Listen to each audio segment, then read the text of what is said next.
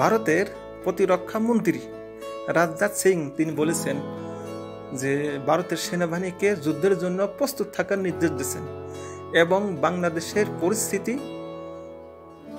এগুলো জানা বা শোনা বা পর্যবেক্ষণ করার জন্য তিনি নির্দেশ দিয়েছেন। বাট হোয়াই, কেন ভারত এতদিন পর বাংলাদেশের বিরুদ্ধে এই ধরনের পদক্ষেপ কেন নিতেছে? সুতরাং আমি পরিষ্কার ভাষায় বলে দিতে চাই, ভারত ভয় পাইতেছে ডক্টর ইউনূসকে নিয়ে, এবং সবচাইতে বড় ভয় ডক্টর ইউনূস। তার কারণ মোদির চেয়ে সবচেয়ে পাওয়ারফুল এবং শক্তিশালী হচ্ছে ডক্টর ইউনূস।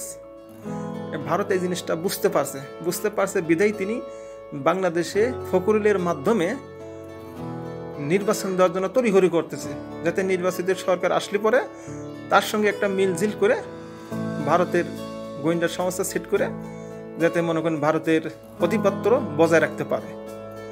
আর নির্বাচন যত দেরিতে হবে তত ভারতের ভিতরে ভয় ঢুকতেছে যে ডক্টর ইউনূস বিশ্বমানের একটা নেতা, যে কোনো সময় ভারতের এই কুচক্রকে প্রতিহত করতে পারে।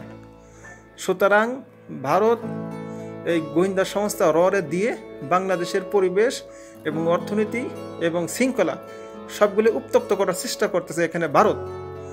সুতরাং বাংলাদেশের দেশবাসী এবং জনগণ ঐক্যবদ্ধভাবে এই ষড়যন্ত্র রুখতে হবে এবং এই ফ্যাসিবাদী আওয়ামী লীগ এবং সঙ্গীত লীগ এই সমস্ত লোকদেরকে থেকে সবসময় সজাগ থাকতে হবে এবং এদেরকে নজরে আনতে হবে, গোয়েন্দার নজরে আনতে হবে।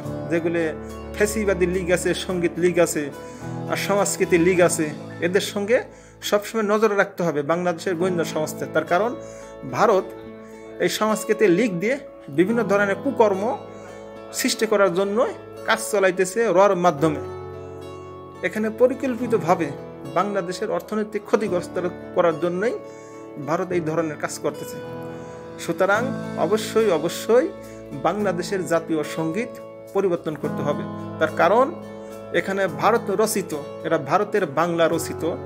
এখানে বেশিরভাগ প্রাধান্য দেওয়া হয়েছে কলকাতার বাংলা, এই বাঙালিদেরকে প্রাধান্য দেওয়া হয়েছে। কলকাতার বাংলা নিয়েই এই জাতীয় সঙ্গীত তৈরি করছে রবীন্দ্রনাথ ঠাকুর।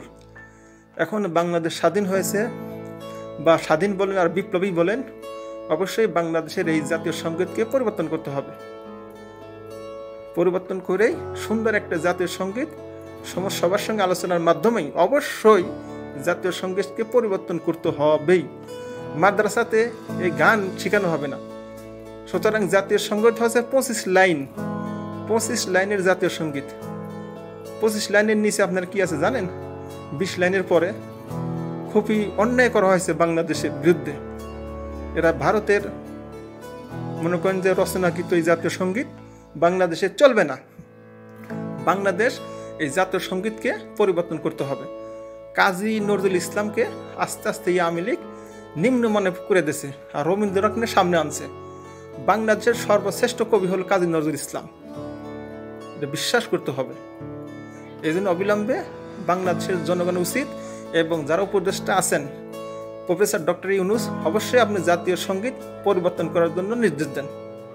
সারা বাংলাদেশের মানুষ আপনার দিকে চাই আছে ইনশাআল্লাহ।